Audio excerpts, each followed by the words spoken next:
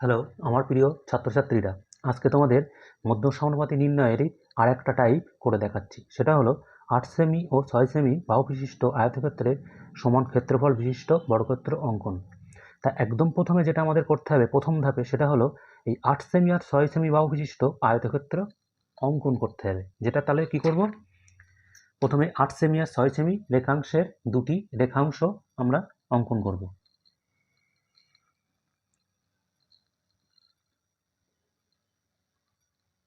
এই হচ্ছে 8 সেমি, এই হচ্ছে 6 সেমি। তারপরে যে কোনো দৈর্ঘ্যের একটা রেখাংশ আমাদের নিতে হবে।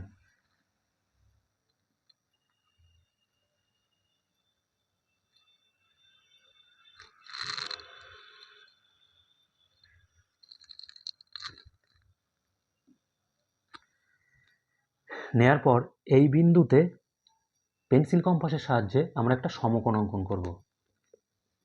তাহলে এই একটা মান নিলাম, দাগ দিলাম। সমকোণ অঙ্কন যেভাবে করতে হয় সেম নিয়ম।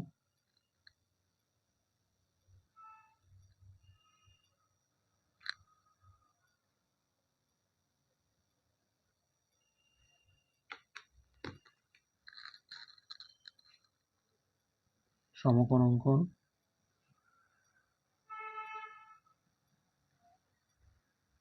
কমপ্লিট। এরপরে আমাদের দৈর্ঘ্য নেব 8 সেমি, প্রস্থ নেব 6 সেমি, বাহু বিশিষ্ট আয়তক্ষেত্র অঙ্কন। তাহলে প্রথমে আমাদের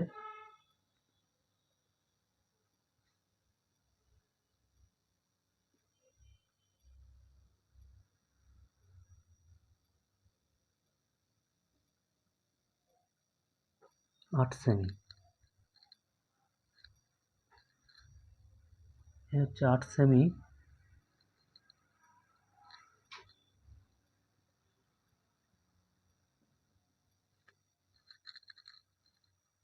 6 সেমি। একই রকমভাবে এখানে বসিয়ে 8 সেমি নেব, এখানে বসিয়ে আবার 6 সেমি নেব। তো এই মাথায় আমি আর একবার 6 সেমি নিয়ে নিলাম। এরপরের কাজ হচ্ছে 8 সেমি। একই রকমভাবে এখানে বসিয়ে 6 সেমি, 8 সেমি। এই যে ছেদ বিন্দু পেলাম, ছেদ বিন্দু দুটো যোগ করে দেবো এবার। এই বিন্দুটা, এই বিন্দুটা,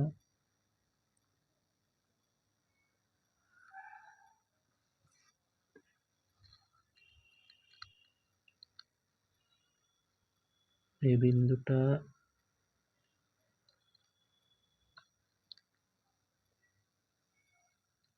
এই বিন্দুটা। তাহলে প্রথম ধাপে আমাদের যেটা করলাম 8 সেমি, এই যে 8 সেমি, 6 সেমি বাহু বিশিষ্ট, এটা 8,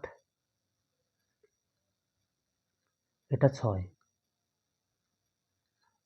বাহু বিশিষ্ট আমরা আয়তক্ষেত্র অঙ্কন করলাম। এরপরে দ্বিতীয় ধাপে যেটা করতে হবে আমাদের, এই বাহুটাকে বর্ধিত করতে হবে। এই বাহুটাকে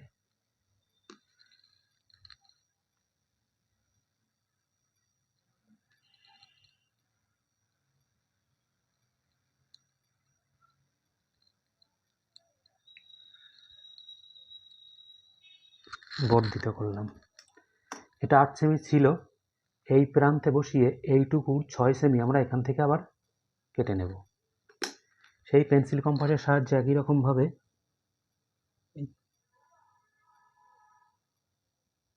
6 সেমি, 6 সেমি কেটে নিলাম। এই পুরো রেখাংশটাকে এবার আমরা সমদ্বিখণ্ডিত করব, সমদ্বিখণ্ডিত। তাহলে একই রকমভাবে অর্ধেকের আমরা বেশি নেব, এই অর্ধেকের বেশি নিলাম।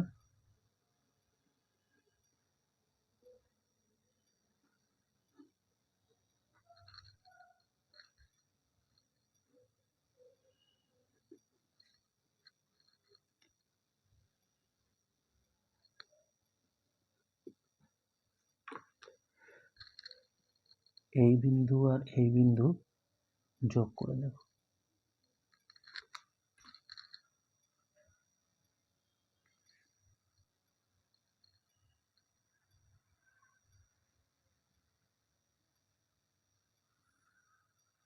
যোগ করে দিলাম, মধ্যবিন্দু পেয়ে গেলাম। এবার মধ্য সমানুপাতির যেটা নিয়ম, এই 8 সেমি আর 6 সেমি রেখাংশের আমরা মধ্য সমানুপাতি যেমন করে বার করে সেইভাবে বার করছি। তাহলে মধ্যবিন্দু পেয়ে গেলাম। মধ্যবিন্দু পেয়ে যাওয়ার পর আমাদের কি করতে হয়? অর্ধবৃত্ত অঙ্কন। এই মধ্যবিন্দুকে কেন্দ্র করে এবার আমাদের অর্ধবৃত্ত অঙ্কন। এখানে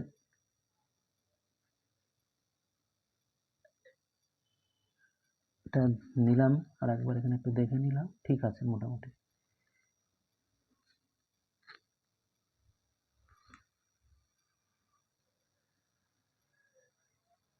লেখার মধ্যে চলে গেল, অসুবিধা নেই। এই হলো অর্ধবৃত্ত অঙ্কন। অর্ধবৃত্ত অঙ্কন করার পর এই যে 6 সেমি বাহুটাকে আমরা বর্ধিত করে দেব।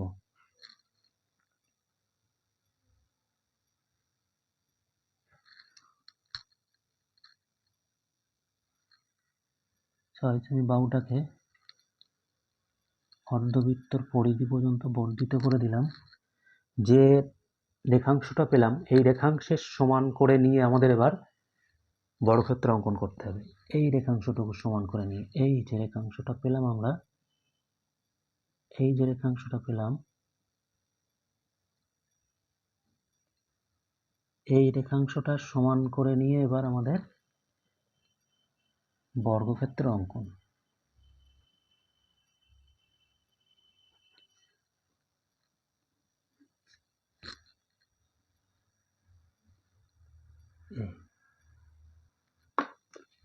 এই বিন্দুতে ছেদ করেছে, এই বিন্দুতে এই সরল বিন্দুটা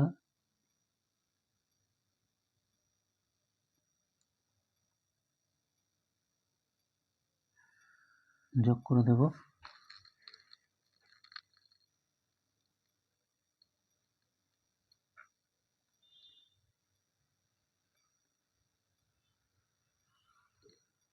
যোগ করে দিলাম। এবার নাম দেব কি? এখানে নাম দিলাম হচ্ছে এ, এটা নাম দিলাম বি, নাম দিলাম সি, এটা নাম দিলাম ডি, এই কেন্দ্রটা নাম দিলাম ও, এর এটা নাম দিলাম আমরা জি, এটার নাম দিলাম হচ্ছে আমরা এইচ। এবার লেখাটা কি লিখতে হবে? লেখাটা লিখছি আমি, দেখো, অতএব এ বি সি ডি আয়তক্ষেত্রের সমান ক্ষেত্রফল বিশিষ্ট সি এফ জি এইচ সমান বর্গক্ষেত্র অঙ্কন করলাম। কি? তাহলে এ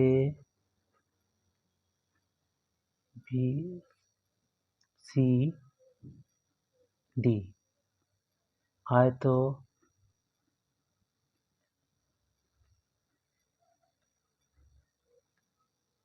ক্ষেত্রের ক্ষেত্রফল সমান C F G H, C F G H বর্গক্ষেত্র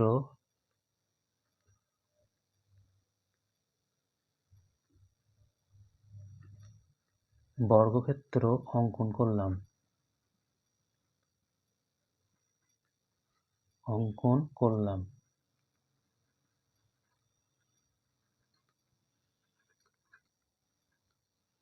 তাহলে পদ্ধতিটা আমি ধাপে ধাপে একবার বলছি। 8 সেমি 6 সেমি বাহু বিশিষ্ট প্রথমে এখানে আমরা আয়তক্ষেত্র অঙ্কন করলাম, যেটা হচ্ছে এ বি সি ডি। এরপরে আমাদের যেটা করতে হলো, এই বিসি সমান করে আমরা সিএফ কেটে নিলাম। তাহলে প্রথমে কি হলো?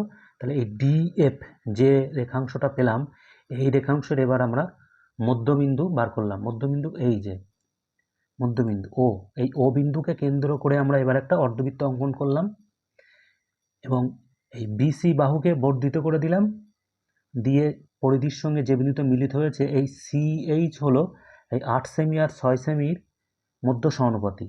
এই সিএইচ রেখাংশের সমান করে, বাহু বিশিষ্ট রেখাংশের সমান করে আমাদের এই যে বর্গক্ষেত্র সিএফজিএইচ অঙ্কন করলাম। ঠিক আছে, তাহলে ভালো থেকো, সুস্থ থেকো, ধন্যবাদ।